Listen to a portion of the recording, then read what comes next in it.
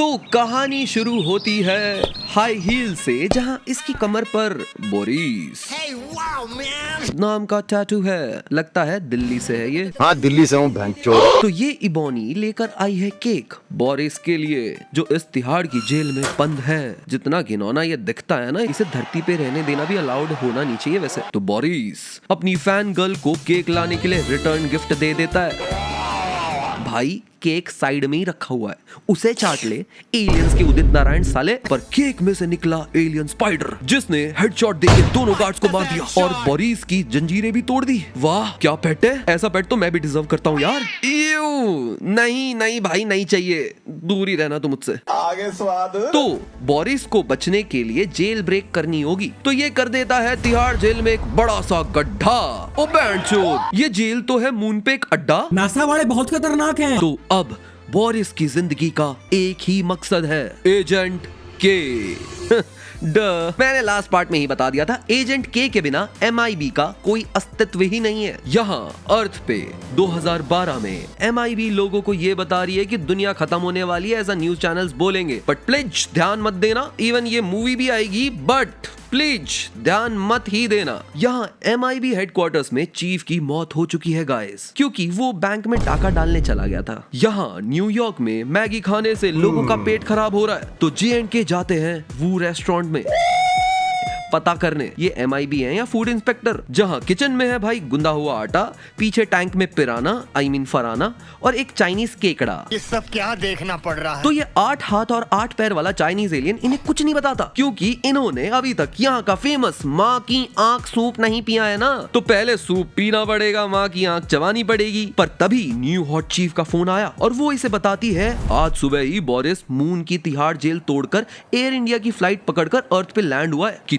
भी हो जाता है एलियन इन्वेजन। और बोरिस के कांटे देखकर एजेंट के समझ जाता है कि बोरिस इज बैक। यहाँ फराना अभिषेक पे चढ़ जाती है, एजेंट के पे चढ़ जाती है, तो वो इसके दिल पर हार्ट अटैक दे देता है। अरे बेटे, तो देखो गाइस, बोरिस दिल्ली से है और दिल्ली मैप में ऊपर होता है, तो एजेंट के जाता है ऊपर।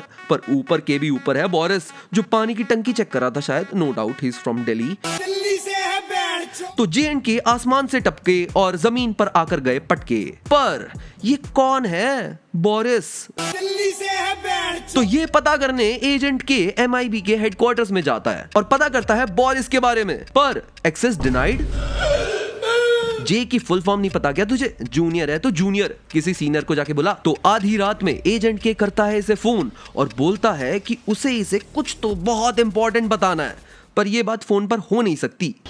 अबे तो फोन किया ही क्यों तूने? और फोन रखकर एजेंट के निकालता है अपनी सबसे बड़ी बंदूक और गायब हो जाता है। हर बार गर्म करके ठंडा ही छोड़ देते हैं हमको। यहाँ जे को भी एहसास हो जाता है कि कुछ तो गड़बड़ है दया। यहाँ कुछ तो गड़बड़ है। तो अगले दिन वो सीधा जाता है एजेंट के घर पे, जहाँ दरवाजा खुलते ही वो देखता है कि के वहाँ है ही नहीं। फिर वो MIB के हेडक्वार्टर्स में जाता है, वहाँ भी उसे के नहीं मिलता। तो हॉट चीफ उसे बताती है कि 1969 में बोरिस दिल्ली से बैंचोद को पकड़ने के चक्कर में ना एजेंट के मारा गया था। पर सच तो ये है कि बोरिस अभी 2012 में भागा है, तो 1969 में वो कैसे भाग सकता है?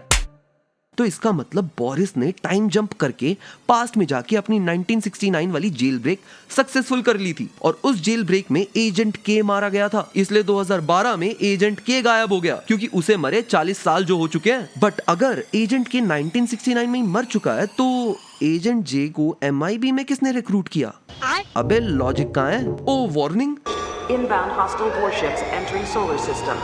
अर्थ पे होने वाला है भाई अटैक, क्योंकि अर्थ को प्रोटेक्ट करने वाला आर्कनेट एजेंट के ने MIB को दिया था। पर अब के नहीं है तो आर्कनेट भी नहीं है। ये हर MIB में एलियंस अर्थ भी क्यों अटैक करने आ जाते हैं भाई। तो अब एजेंट जे जाता है विजय सेल्स में, जहां स्पाइडरमैन होमकमिंग का टिंकरर इसे बताता है टाइम ट्रैवल के बारे में, क्योंकि बोरिस दिल्ली से हूँ बैंचोद ने भी विजय सेल्स से ही टाइम ट्रैवलर खरीदा था। तो मैं मेरे पंटर स्टूडियो में रहते हैं, दिन रात काम करे जमकर। टाइम ट्रैवल करना है तो खड़े नहीं रहने का, चल छोटे जमकर, चल छोटे जमकर। तो एजेंट जे जाता है जुलाई 15, 1969 में, क्योंकि एजेंट के की मौत हुई थी जुलाई 16, 1969 में। पर एजेंट जे को नहीं पता कि 1969 में अमेरिका में 2 ही जेंडर्स थे, व्हाइट एंड व्हाइट। तो एजेंट के करता है धमाल मूवी का सीन रिक्रिएट। व्हील के साइड में एक रेड बटन है, दबा दिया। नहीं दबाना था। हाँ? और इनके डोनट में उंगली करके भाग जाता है। यहाँ 1969 में बोरिस दिल्ली से हूँ बैंचोद पंजाब के मेले में जाके एक एलियन सरदार को हेडशॉट दे देता है, क्योंकि पाजी ने इसे आर्केनियन कहाँ है नहीं बताया। आर्केनियन ऐसी मल्टी डायमेंशनल बीइंग्स हैं जिनके पास ऑल्टरनेट टाइमलाइंस देखने की सुपर पावर्स होती है।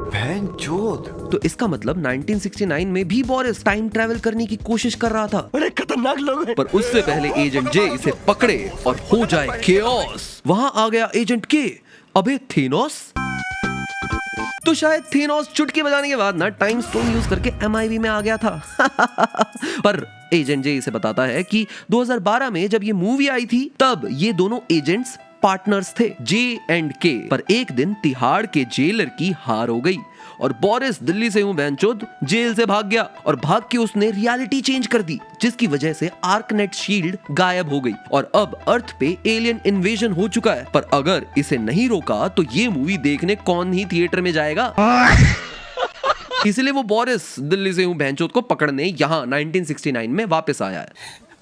तो ये दोनों जाते हैं एंडी वॉरहॉल के पास, जो 1969 में ब्लू फिल्म बनाने के लिए बहुत फेमस था, जहां पता चलता है कि वॉरहॉल कोई फिल्म प्रोड्यूसर नहीं बल्कि MIB का एजेंट M है। वाह क्या बात है सर, आपके काम को तो मुट्ठी देनी बनती है सर। तो ये इसे बताता है कि आर्केनियंस एक्सटिंक्ट नहीं हुए हैं, एक आर्केनियन अभी भी बचा हुआ है जिसका नाम है ग्रिफिन। तो गाइस मीट ग्रिफिन। ये एक आर्केनियन है जो ऑल्टरनेट टाइमलाइंस देख सकता है, जिसके पास है मीम रिक्रिएट करने की एबिलिटी, जो यहाँ एजेंट जे को डिस्ट्रैक्टेड बॉयफ्रेंड मीम दिखा देता है। तो ग्रिफिन इन्हें बताता है कि अगर जिंदगी में कुछ बनना चाहते हो तो ठीक 9:30 बजे ZNL स्टेडियम आ जाना, जहाँ ये दिखाता है इन दोनों को 83 का वर्ल्ड कप। नई जनरेशन को चाहिए नए जमाने की मौज। और हो जाता है kidnap by Boris the biker. Bye bye tata good bye गया। पर 1969 में MIB बहुत ज्यादा एडवांस थी, तो ये जय और अली बनके धूम मचाले करते हैं और फिर ग्रिफिन को बचा लेते हैं। तो ग्रिफिन इन्हें देता है आर्कनेट, जो अर्थ के चारों तरफ एक शील्ड क्रिएट कर देगा, ताकि इन फ्यूचर कोई भी थेनोस नाम का बैंगन चुटकी ना बजा दे, या फिर एलियन इन्वेजन ना हो पाए जिसे अर्थ की गांड फट जाए। पर उसके लिए इन्हें इस आर्कनेट को स्पेस में लॉन्च करना होगा। यहाँ एक दिन बाद बोरिस मिलता है यंग बोरिस से और उसे बताता है कि फ्यूचर में ना तेरा एक हाथ कट जाएगा, तो हिला नहीं पाएगा क्योंकि दूसरे हाथ में कांटों वाला स्पाइडर है। 40 साल तक तू मून की तिहाड़ जेल में रहेगा। पर ये सब चेंज हो सकता है अगर यंग बोरिस की सुनेगा तो यहाँ ये लोग जेट पैक से उड़ के जाते हैं नासा के मून लॉन्च बेस पे, ताकि जाते हुए एस्ट्रोनॉट्स को आर्कनेट पकड़ा दे। अबे टिफिन का डब्बा है क्या जो देने जा रहे हो? कुछ भी सोच के देखो। MIB 1969 में इमिग्रेंट्स एलियंस के साथ भी डील करती थी। डेली एलियंस आते जाते रहते थे, तो किसी के भी UFO में डाल के उसे स्पेस में डिपोर्ट कर देते। पर नहीं, तो ये लोग जाके US जनरल को बताते हैं कि इन्हें फ्यूचर में एलियन इन्वेजन रोकना है, इसलिए इन्हें स्पेसशिप में बैठे हुए एस्ट्रोनॉट्स को ये आर्कनेट देना होगा। और बिना पेपर वर्क, बिना ट्रम्प की परमिशन के ये पॉसिबल थोड़ी ना है। This is impossible. पर तभी ग्रिफिन इसे दिखा देता है वो फ्यूचर जिसके बारे में मैंने पार्ट 2 के एंड में तुम्हें बताया था कि इस पार्ट में पता चलेगा कि एजेंट के एजेंट जे को पार्ट 1 में क्यों रिक्रूट करता है। तो ये दोनों जाते हैं देने आर्कनेट, पर वहां आ जाता है बोरिस, जो इन दोनों को ले मारता है, दे मारता है और गे मारता है। पर तभी एजेंट जे चिल्लाता है, ओ बोरिस दिल्ली से हूं बैंचोद। तो एजेंट जे चिड़े हुए बोरिस को किलसा के करता है उस पे अटैक, और हो गया बोरिस का बाय बाय टाटा खत्म। और वो गिरा नीचे पटैक। यहाँ यंग बोरिस भी कर देता है एजेंट के पर हमला। But remember guys, history repeat itself. तो कट जाता है बोरिस का हिलाने वाला हैंड। अब जल्दी से आर्कनेट को स्पेसशिप पे रख देते हैं। कौन सा रॉकेट की स्पीड भाई 5500 किलोमीटर पर आवर की है कि ये आर्कनेट नीचे नहीं गिरेगा और स्मूथली स्पेस में चला जाएगा। और लास्ट में ये विंडोज 98 पे VFX करके अर्थ पे एक शील्ड दिखा देते हैं और सब बच जाते हैं। पर मैंने तुम्हें बताया था ना कि इस पार्ट में पता चलेगा कि एजेंट के ने एजेंट जे को रिक्रूट किया क्यों था MIB में।